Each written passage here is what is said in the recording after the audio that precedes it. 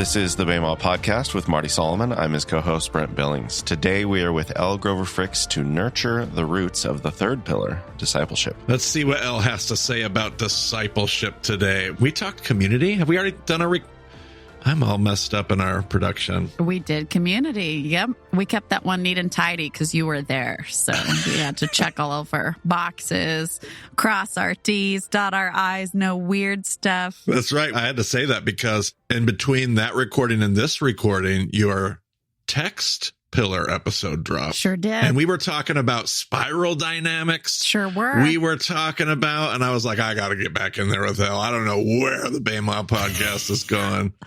Just rein it in. Rein it in. You know, when Moses comes down from the mountain at the golden calf, and he tells Aaron, I see that you have let the reins off of the people. That's what happens.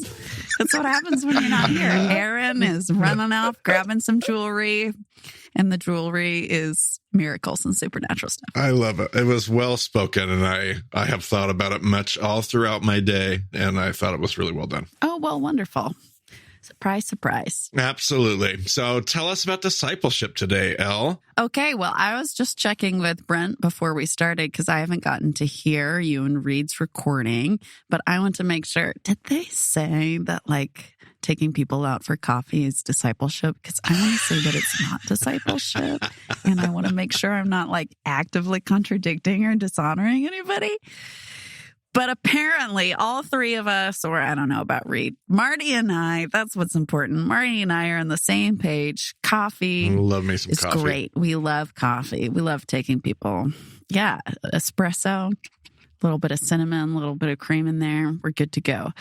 I also love programs. I'm a huge program person. I know that's not really in style, but programs give me life. Curriculum structure, I'm sorry. Don't tempt me with a good time. It is helpful in a lot of ways, honestly. It's great. We don't need to reinvent the wheel all the time. Yeah. Bring back programs. That's my hidden soapbox that I'll keep in the closet for now. Nice. However, we're not here to talk about why Elle thinks we should have more programs. We're here to talk about discipleship. And I'm going to kick off with some etymology because for me, maybe it's my science brain, my science background. I need somewhere to start that feels like tangible and concrete, and etymology is one of those things for me. This is the moment I've been waiting for since I got your email. It's not that exciting. It's really straightforward. I know, but I love it too. I'm right there with you. I love this. Well, wonderful. Two nerds coming together. Disciple comes from the Latin, which looks like discipulus, but it's been a long time since I had Latin class, so we'll put a shrug emoji next to that one. But it just means pupil or student. Pupil or student. That's all a disciple is, a pupil or a student. That's in English. In Hebrew, the word, of course, is in the title of this episode, and it's Talmid. All the time. This should be a normal word for Bema listeners, Talmidim. We talk about Jesus's Talmidim. It's the same word that we get Talmud from. And the root there is lamed. And that's just the word that means to teach. So also pretty much the same. A Talmid is someone who is receiving teaching, which is the same as a pupil or a student. And then in the Greek, which is not my specialty, I believe it's manthano. I don't know where the emphasis goes there, but oh well. And that's also the same. Pupil, student, learner, receiver of teaching. All of those things go together. I don't feel like we're breaking shocking new ground in this foundational layer. It's probably stuff that's already been said, but it's important for me. I remember when I was learning Hebrew with you, Elle, when we were talking about lamad, and then we get to the actual letter in the alphabet, which comes with this image.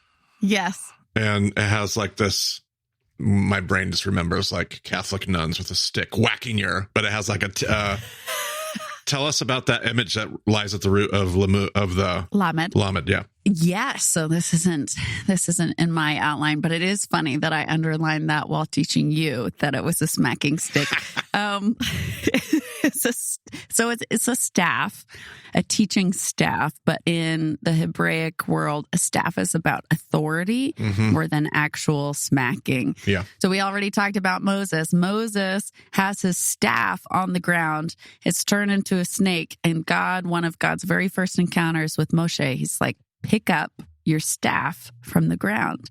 It's not just a conversation about you need to grab your staff, even though it looks like a snake. The staff is a symbol of authority, and Moshe is all up in his head about his identity and all these other things, so he doesn't want to take up his authority.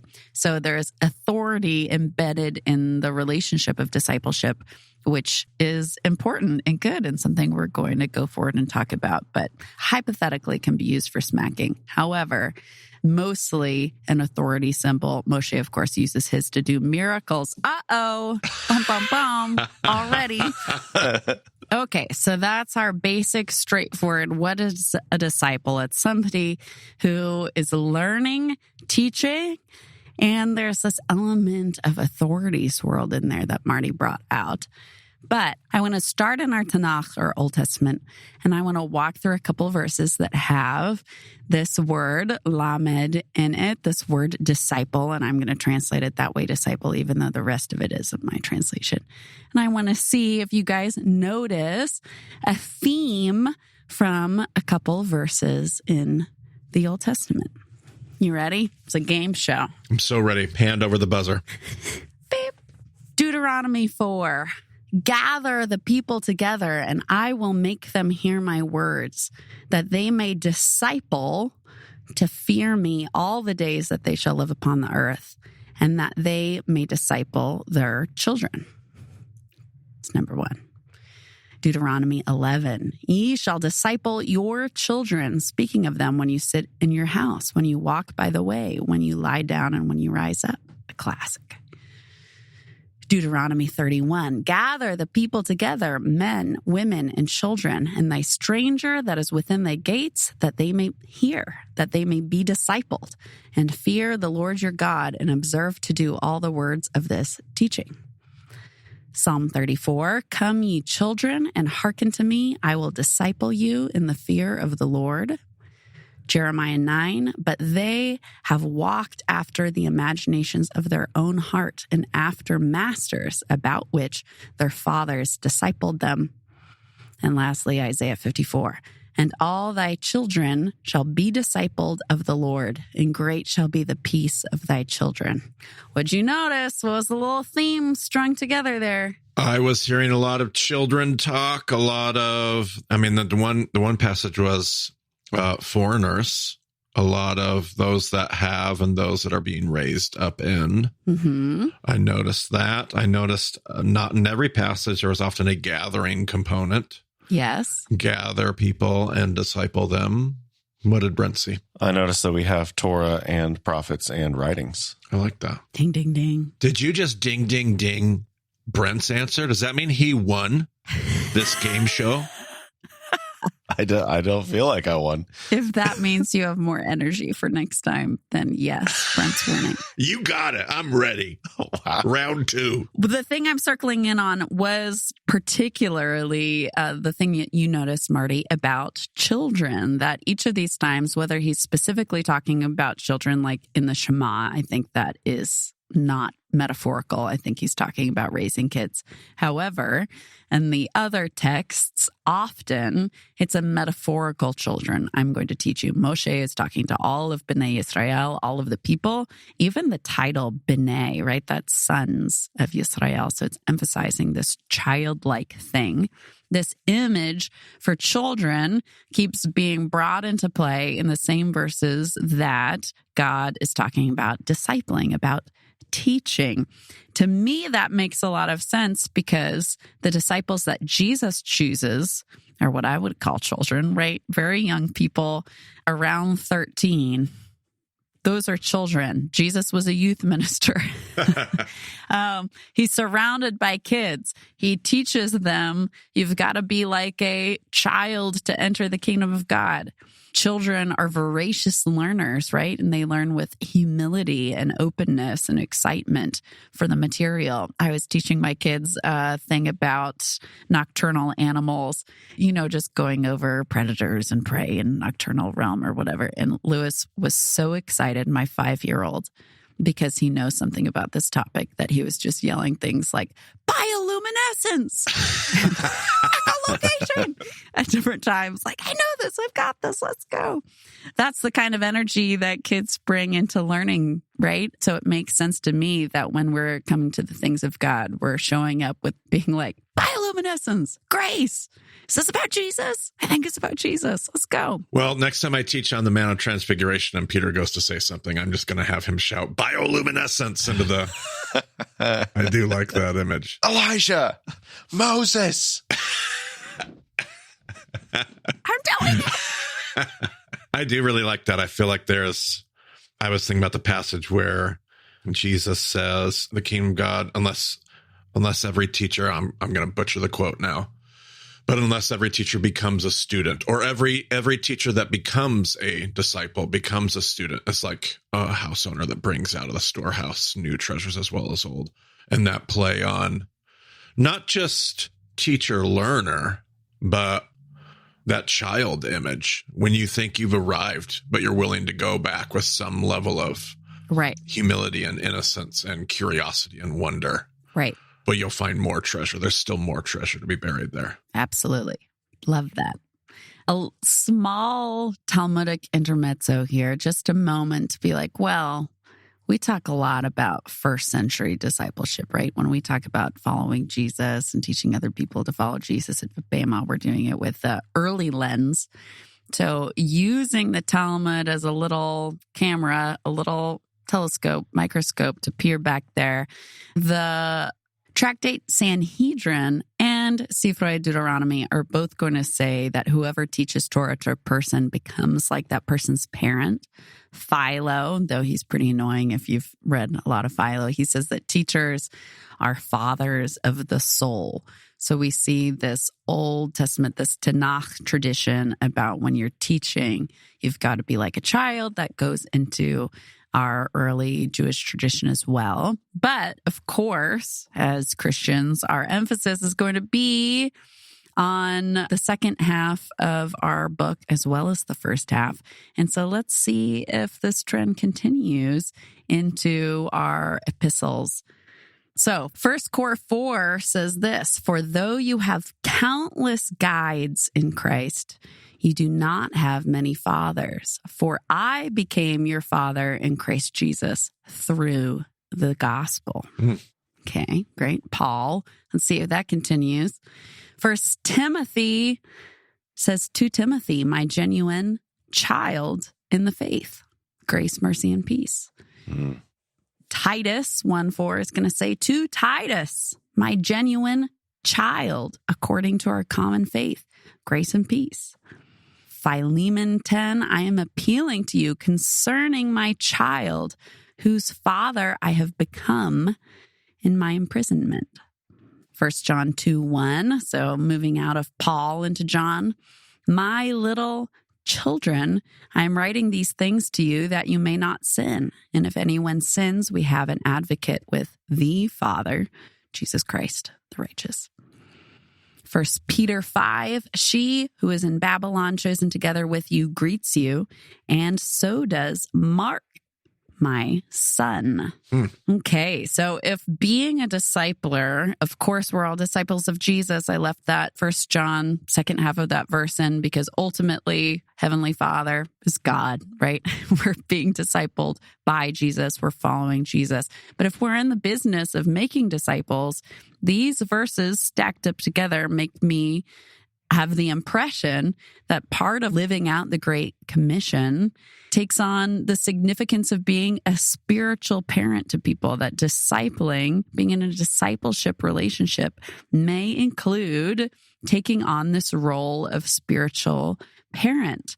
What stands out to you guys about that? What are things that pop to mind? What's different about that between just having a professor you like at university versus having a spiritual parent. Yeah, I don't think I typically think of the parent metaphor. I've definitely had some people in my life who I'm like, oh yeah, you're like an extra mom for me. And those people are people who have a spiritual influence on me. Right. But I think I'm typically thinking of like, yeah, God as a father and we as his children, but not as much like, oh, I need to seek out spiritual parents. Or be a spiritual parent to somebody else. Yeah, or sure, yeah. Yeah, I liked the last part of your question, Elle, where you asked about, where you compared it to like a favorite professor. That helped things click into place for me because there's a care component. This is more than just the task at hand or the data under examination or the objective to learn. This is a relational and interrelated and interdependent, spiritually nurturing relationship. I think my other part of my brain was always seeing the danger of how this has been like misused and abused. And so the other half of me is like, yeah, totally. Right, I'm not going to get too wound up in the title or the position or the call to be a spiritual parent because there is one Father in heaven and there's one rabbi. Right. And yet there's also this, whether you want to call it the big brother or like a spiritual parent, there's this role that clearly the apostles and others see themselves called into, probably as a model for us. Of course, we're all have our primary authority being under Jesus, right? Under God. He's the chief shepherd, etc. But we still have pastors who have little s shepherds, thankfully. Those relationships can absolutely also be abused, but that doesn't mean that we don't have pastors anymore because some people mess it up. And it doesn't mean that we aren't still following the head shepherd. I think it's similar of God, of course, is Father, full stop. And also we have earthly parents. And also we maybe seemingly Paul, Peter, and John all found themselves to be spiritual fathers as well to all of these people, sometimes over long periods of time and lots of ministry and a lot of investment and pouring in, and sometimes because they met somebody in prison who they wanted to intercede for, and they're stepping into that role. Yeah, it's a great example of one of the things that we because something can be so distorted and so twisted, we throw out something that's so valuable and so precious and so good. Right. Because when this is done with humility and care and nurture, and when it really does reflect and model Jesus, there's nothing else that does that. That's why discipleship is such a valuable thing. Right. And in American culture, especially Protestant white American culture, we're all individualists all the way down, right? And so the idea of any extra kind of authority figure is like, what are you talking about? It's me and Jesus. Leave me alone. What do you mean you're trying to get in there with a staff? Excuse me? You don't get to tell me what to do. And sometimes, again, that's for good reason because we've had negative experiences. But can we restore the good thing? Because we also find that in the early church, right? When we talk about the early church fathers and mothers, they're all called Abba and Ima. They're called father and mother, even continuing in Orthodox and Catholic tradition, right? They've kept that title because it is communicating something of relationality and care beyond just, have you clicked through this program? Have you sat down and had coffee and talked through the thing? So these are the things that stick out to me, the significance of being a spiritual parent. And you guys can jump in if any other little bullet points pop up for you guys. To me, one of the differences between meeting with folks for coffee, which I do, and being a spiritual parent to somebody is it involves taking responsibility while still acknowledging their independence.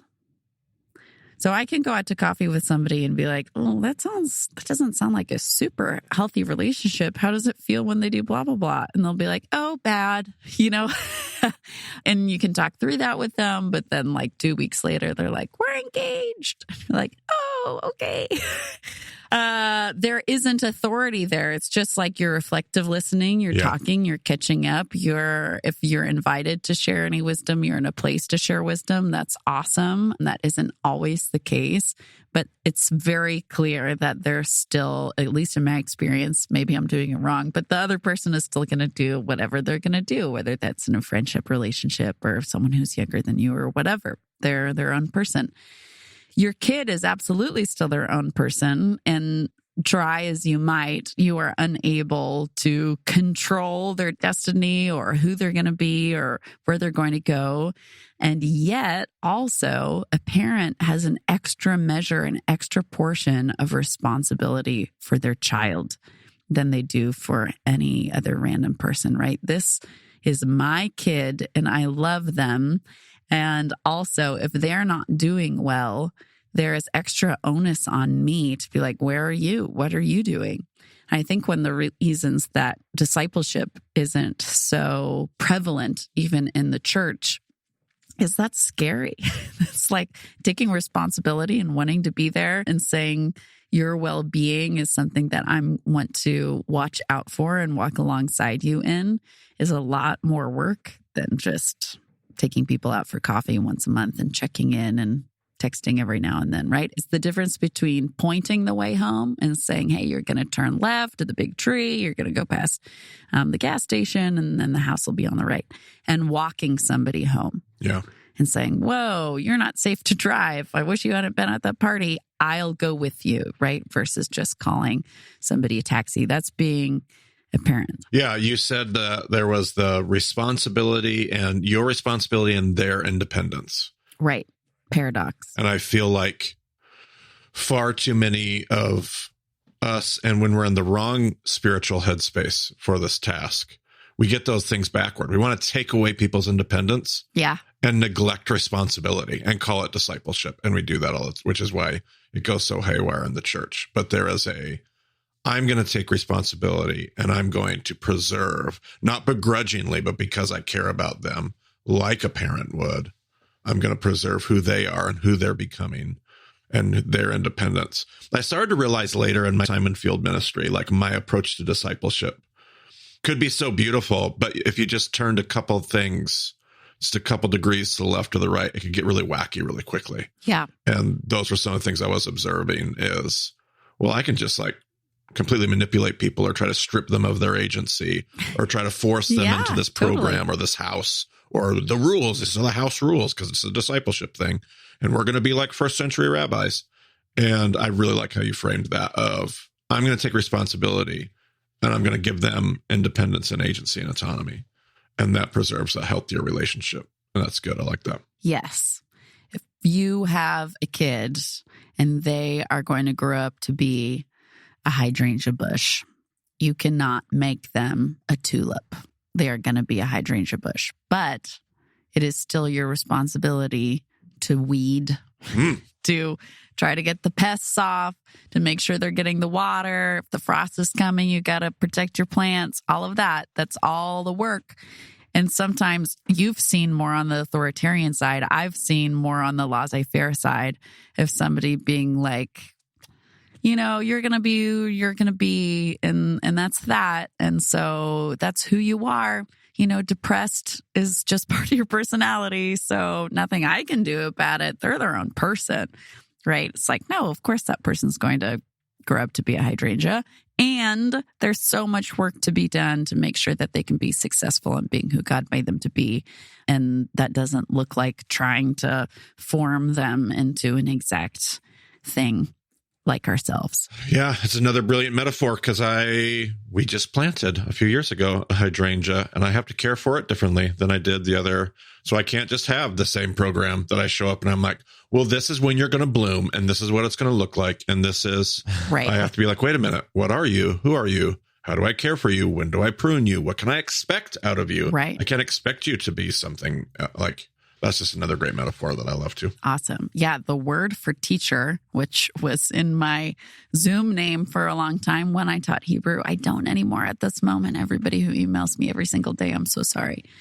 It says Morah, Elle Grover Fricks. Morah, which shows up, by the way, in the text, Isaiah 30, it says, and you will be my teacher and I will see you face to face and I will hear your voice behind me saying, turn to the left and turn to the right. Another great image from the text. That word, morecha, your teacher that you will see, that word means to flow like water. And to me, that's really helpful when thinking about what it means to be a good disciple maker, a good discipler, a good teacher, Because if you have the source, you have your relationship with God, you have all your teachings, you have all your knowledge, whatever it is, the task of being a good teacher, a good disciple maker is when to send what down the river, right? Because you can have all your facts and be like, well, actually, Sadducee means Sadakim, which is from, the sons of Zadok or the high priest at whatever. And if you hit the wrong person with all of that, they'll blink at you and be like, okay, and move on. And it will have zero impact on their life other than thinking that you're strange and are passionate about odd things.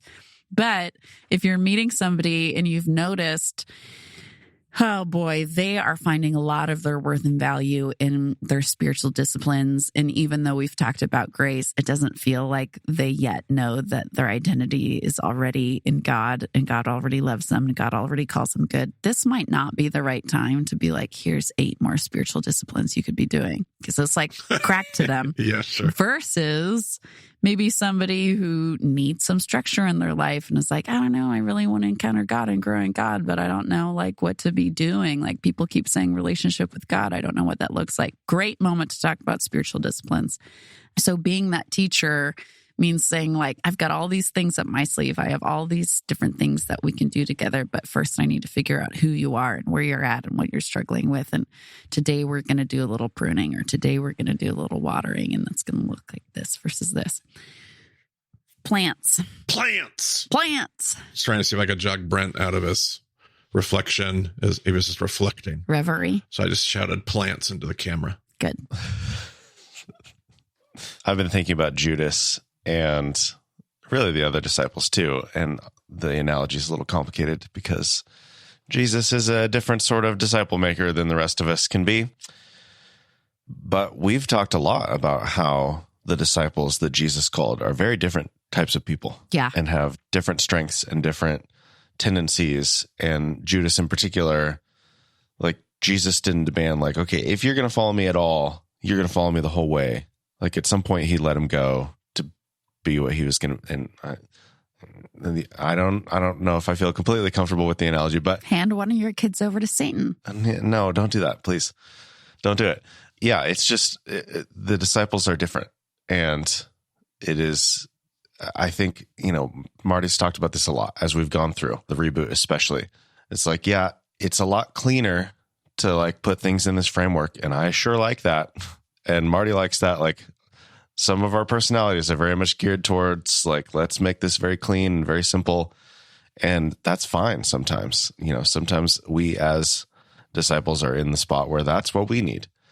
And it's also good to move past that and say, it's more complicated than that. It's more nuanced than that. Yeah.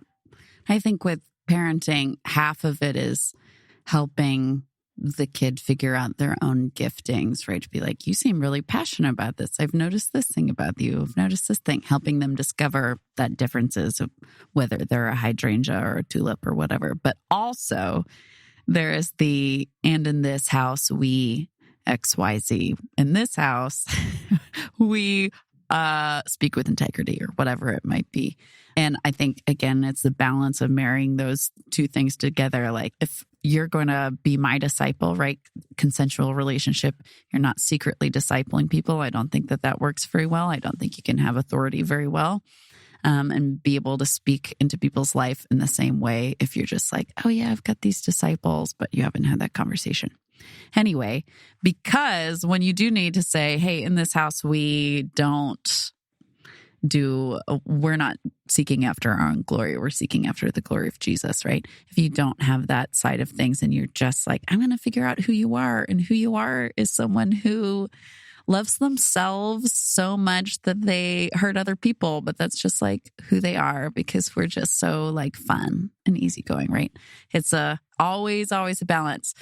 Okay, last thing I want to talk about with the difference between a professor kind of teacher, a preacher kind of teacher, perhaps even, versus a spiritual parent teacher is the idea of I do, we do, you do. So if I'm with my kid and my kid wants to help unload the dishwasher, that's awesome. You can watch me. the first time when you're little. Wow, look, do you remember where the silverware go? Yeah, you can point. Now I'm going to put the silverware away. But then at a certain age, it's we do. Yeah, you can help me. Awesome. Yes, you remembered where the spoons go. Nice work. And all of this the whole time, we've got positive affirmation. We're working on other things, right? It's not just the point of the task. It's how we're growing. The kid, I love that you want to help. That's so great. I love that you look at you being such a hard worker. That's amazing. Obviously, if you're talking to a 30-year-old, that's a little condescending, but you find ways to call out the goodness that you see during that process. It's not just about making a really good dishwasher unloader, but then at a certain point, it's you do. Okay, that's your chore. You are now the dishwasher unloader. Bye. I'm gonna go to work and you're gonna unload the dishwasher. And I think we see that in the ministry of Jesus because he is constantly doing, right? He's teaching, he's resting, he's healing, he's exercising, he's doing all of his stuff, and he has his disciples with him. And then he also is teaching them how to pray, right? They're saying, hey, how do we do this? And he gives them the altered Amidah or the Lord's Prayer, however you want to think of that. And then we have the sending out of the 70, the 72. What's that number? Should know that number. Depends on which. I think there's a manuscript discrepancy because of the Midrashic tradition. Perfect. I'm right both ways. Yes, you are. That's what I'll go with. Right twice. The sending out of the lot of people. And he sends them out 2 by 2 and they go out and they do stuff and they come back home and they say, hey, this didn't work. We couldn't heal this person. What's going on? And he had a real authentic conversation with them, right? He said, why are you so faithless? Which is a bummer of a thing to hear after you come back for the first time. But they have a breakdown, a debrief. Hey, how'd it go? Not great for this, or this went really well. And then he gives them pointers on how they could do differently. And he does it for them again. So it's not just 3 stages. It's going back and forth, but he definitely sends them out and gives them instruction on how they can be successful and keeps working with them to build them up before ultimately, right, ascending and giving the Great Commission. Go. Now it's you. And so sometimes also I've seen in discipleship a dearth of that, a dearth of I do, we do, you do. It's just you're over there and you do your thing and I'm over here and it's all one direction. The band? Yeah. That's what makes you beautiful. The fact that you have no self-awareness. I appreciate that too, because I discovered I am not good at saying, at some point in there, you were talking about the we do, and it's about full of affirmation. Yeah.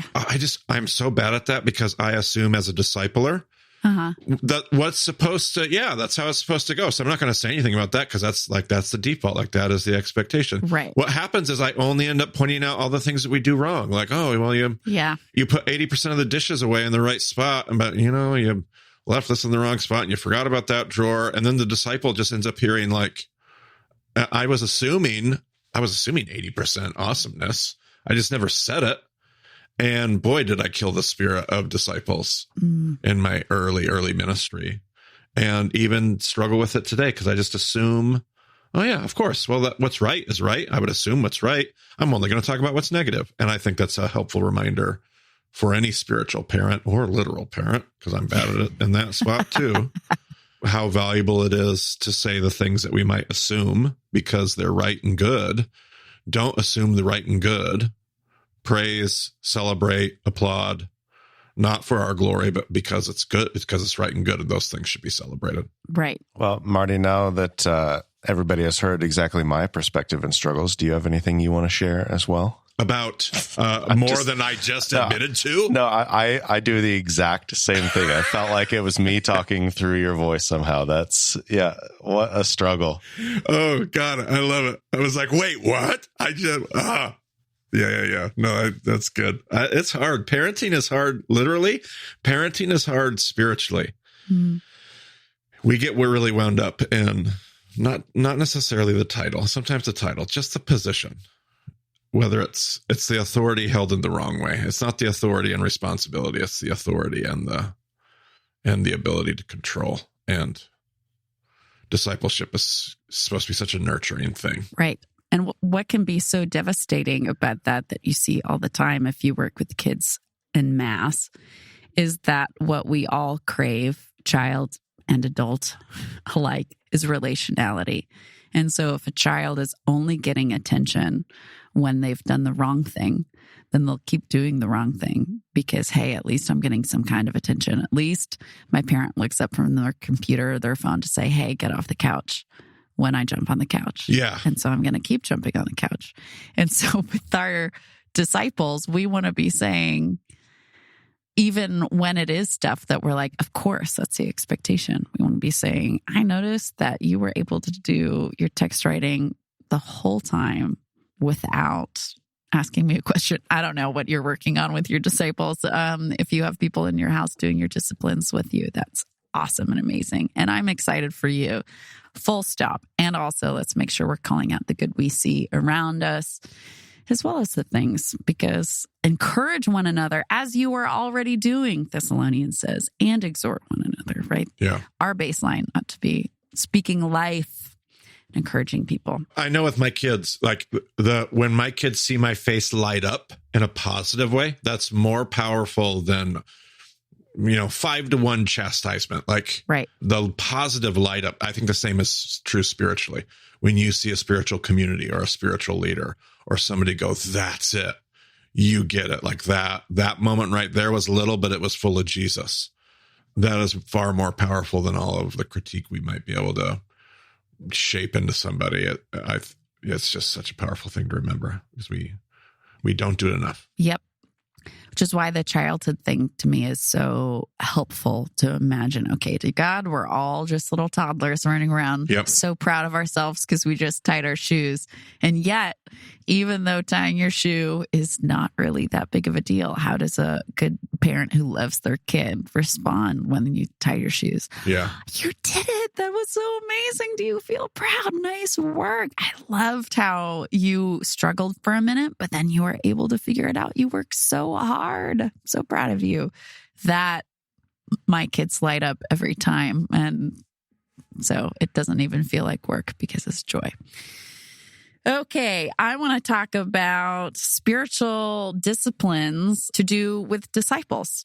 And I'm going to pull from my own life with my kids. I've had different discipleship relationships in the past where I have been the discipler, but that's not the season of life that I'm in right now because I have 3 young kids. And if we go back to all of those passages, we had over and over children. And some of them were metaphorical and some of them were literal. And there are plenty of people out there who do not have kids or their kids are full grown.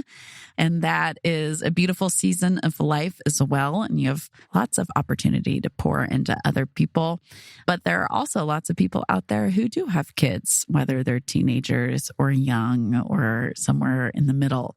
And so I want to talk about some of the things that I do with my kids that can be extrapolated to people who are not kids and also be usable by other folks as well. But do one of y'all want to go first with what you do with your kids? Because you both have things that I admire and think are great that I don't do yet. Well, we've chatted a bit about it on the podcast before. We lean a lot into holidays because we think the power of cultural storytelling is a really big deal, and it comes around on a regular calendar basis.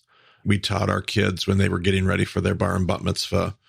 We had them spend 3 years in a pretty similar relationship to us as a college student disciple in our program. They got up early and they memorized the text and they engaged in disciplines, and they followed dad during the school year and they followed mom during the summers, and they got a little bit of different experiences, and then they got to build their own life once they were bar and bat mitzvah, and it's now their own spiritual journey, and they get to curate their own spiritual practice and discipline. We have our own family values we've talked about before that aren't really spiritual disciplines, but they totally are. Yeah. It gives you that. So those are just things that we leaned into, and then we purposely kind of stopped because we didn't want to drown our children in discipline either. We wanted to give them the practice, show them the power and the value, and then let it sit there and they can pick it up and use it as they feel inspired, that agency and independence so that's part of what we've done. Yes. Can I say you also have blessings, name meanings, prayers for them outside their rooms? Yeah, there's probably things that I don't even think of now that other people probably notice that we take for granted. But yeah, when we named our children, I sat in the hospital the day they were born and wrote up what their name means and the legacy that I hoped my wife and I had kind of planned prior to their birth, which names we could pick from. And so we kind of knew what we had prayed over and what we felt like God was leading them to be. So yeah, every birthday I read their name and their legacy off their wall to them. And yeah, absolutely. There's probably all kinds of fun little things like that we've buried. Yeah.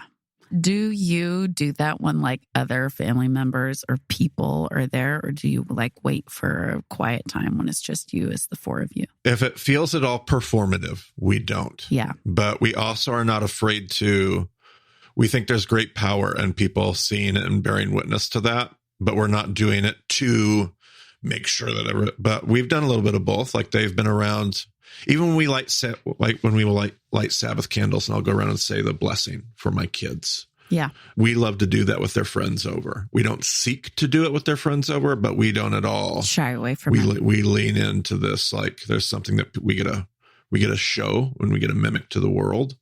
And I know that their friends think it's incredible, whether they say that outside or not. But yeah, it's good. That's awesome. I have room to grow in that. Brent Billings. Yeah. I have kids. They are currently 7 and 5. And my 7-year-old, I've just recently, like he's to the point where he is writing a lot and starting to write in cursive even. Nice. Because, yeah, he's got to be able to read the letters from his grandparents. And so currently we have to read that to him. So he's working on that, but he just needs more practice writing. And so I've been thinking about getting a notebook with him and having him write text with me. And we haven't actually started that, but maybe by the time this episode comes out, we will have done that. That's awesome. But we spend a lot of time in the evenings doing various prayers. Sometimes we'll do like the Lord's Prayer, and we've gone through various stages of like, I say part and you repeat it. And then more recently we're saying it together, and other types of prayers as well. Some text memorization. You did that from an early age. You had like Darius had all of Genesis 1 by something crazy. Yeah. It was so inspiring.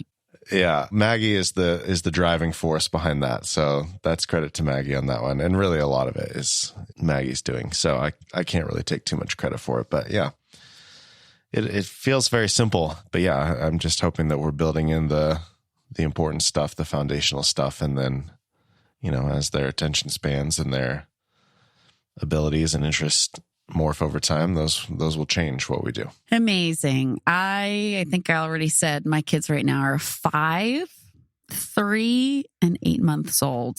And right now they're not teenagers. And so we are in the drowning them era.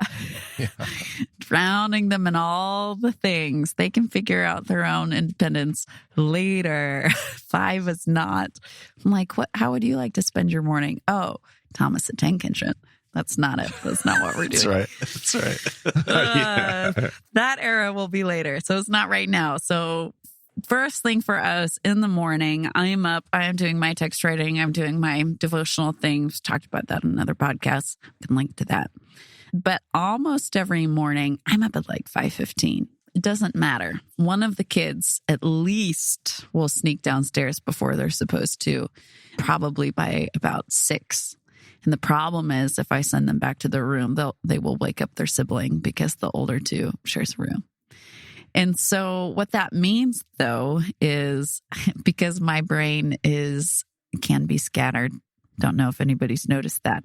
I have a sermon, that was facetious. I have a sermon going or a podcast going at the same time that I'm doing my text writing or reflective prayer writing, whatever I'm doing.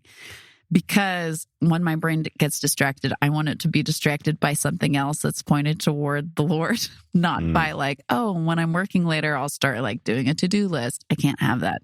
So if I'm going to be distracted, I'd rather have it be by a sermon or whatever. It's usually a sermon, which means if my kid comes downstairs, been doing that for long enough, they know, hey, that's what mom's doing. And I can, if I'm quiet, I can snuggle in on the couch. That means they're listening to that sermon with me. Which one of the preachers that I listen to a lot has like a deep, older voice. And my son fully believes that it's Doc Hudson from Cars. And so he's like, is Doc Hudson teaching about Jesus again? I'll be like, yeah, he is. That's what's happening right now. Whatever captures your interest. So that's what starts. So that's the I do, or the we said you do, we do. No, I do, you do, we do. Too many do's. That's the I do. They're listening. They're not text writing with me. They're just noticing that it's a key part of their mom's life that if they come up in the morning, they can find me and they can be next to me, but this is what I'm doing. I'm not going to be talking to them about other stuff. Something that when the two of them came down recently, they found a radio dramatization of the NLT on BLB. I don't love the NLT, but that's fine for kids. It's engaging. It has all these different voices. So they were tapping around on my Bible app. It's like, great, listen to that. Awesome. So we might keep doing that because they were captivated. The angels sounded a little creepy, but that's okay.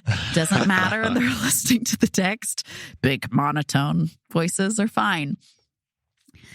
After I'm done, which is usually like 6:30, the next thing that always happens, worship music is going on.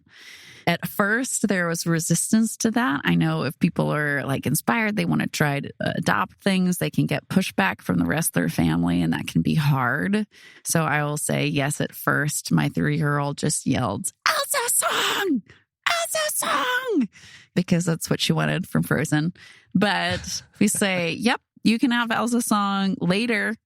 At lunchtime, right now in the morning is when we have God music, which is what we call that with the kids. And then later they get whatever. And that means that now that it's been long enough, even when it is later in the day, they'll still ask for, hey, can I have God music? Hey, can I have this particular song? So it's building their interest and their taste. It's not that they're just like, mom, all the time. It's amazing to watch the Spirit work and them to start, their interests start to change. Number 3, during breakfast, thanks to Read, that's when I read to them from the text. We probably have like 12 children's Bibles by now and like 5 good VAT catechism style books and 4 different Pilgrim's Progresses. And I do that specifically because novelty is so important for young kids. Different drawings, different illustrations, different ways that a story is told captivates different kids differently, not just going through the same one. Hopefully later I look forward to leaving that era behind. But right now it's great.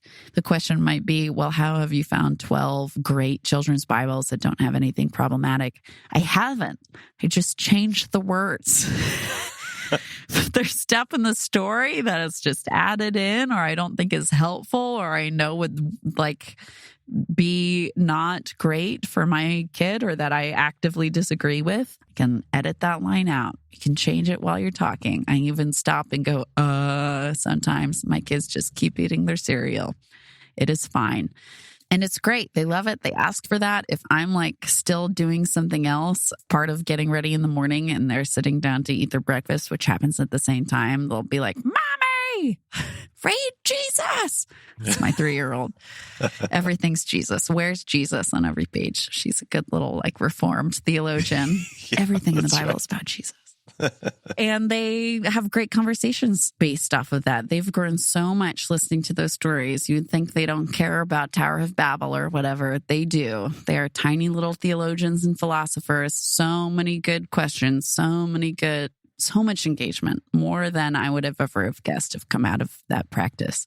So just being faithful to it. And if it's a morning that it doesn't seem like they're listening and everybody's just watching the 8-month-old shred a banana into complete mush on her face, then that's okay. That's that morning. George, my husband, then takes the older 2 to preschool, and he tends to do that early. And then they sit in the car and they have their memory verses they're working on from their baby dedication. I'm not totally sure how that's going, other than that it's, quote, very cute, because I'm not there. But it's a lengthy portion. They're both from the prophets. So they are doing call and response back and forth in the car while they wait for the school to open.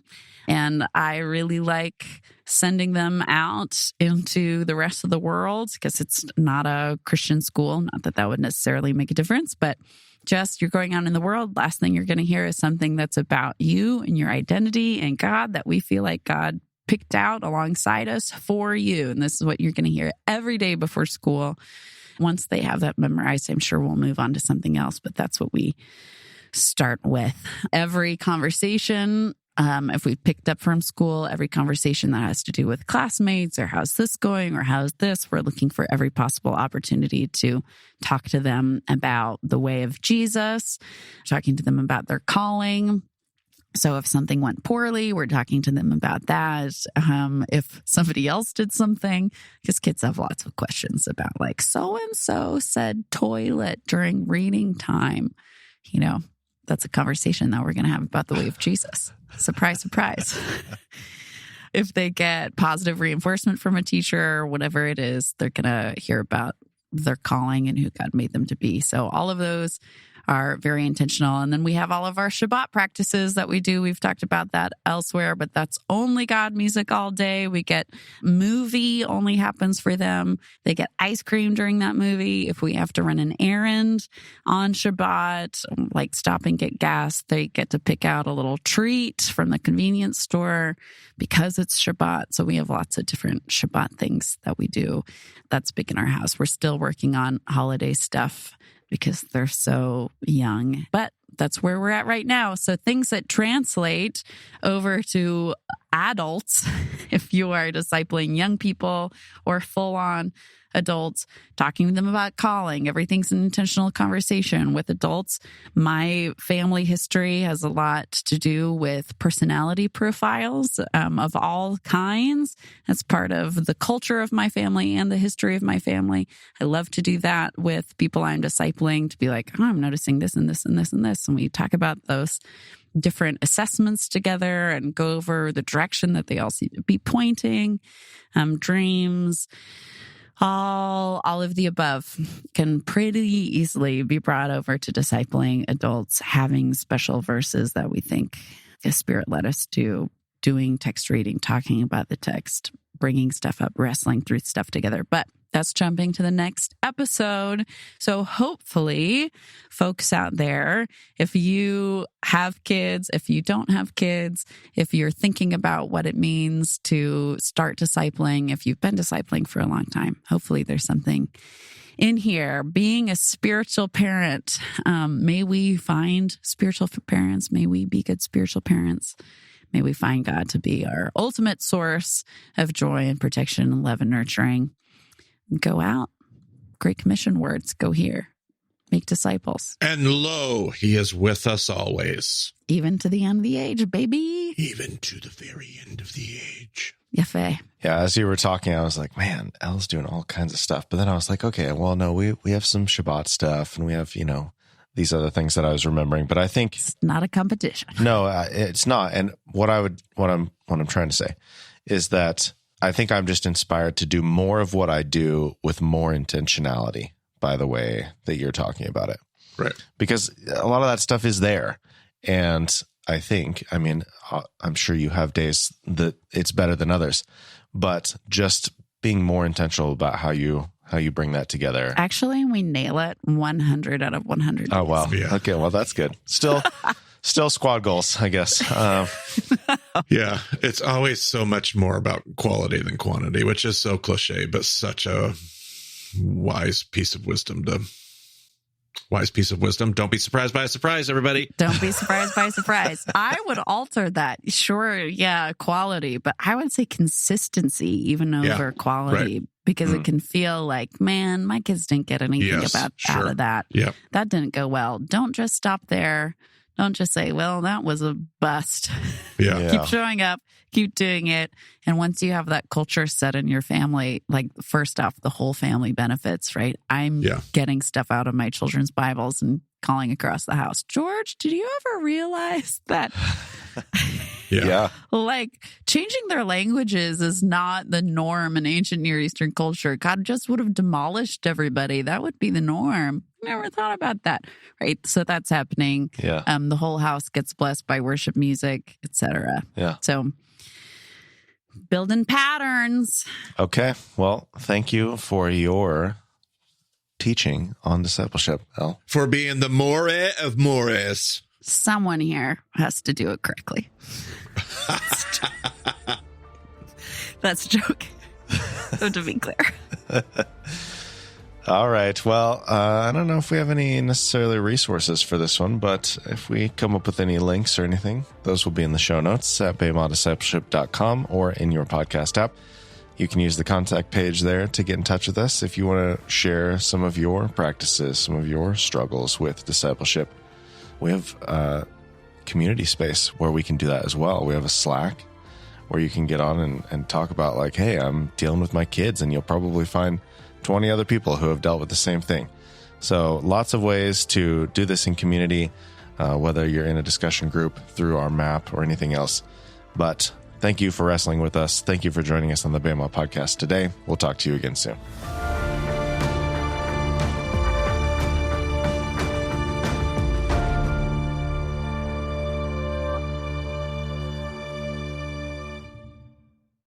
Check that mic. I have Elle's beautiful voice.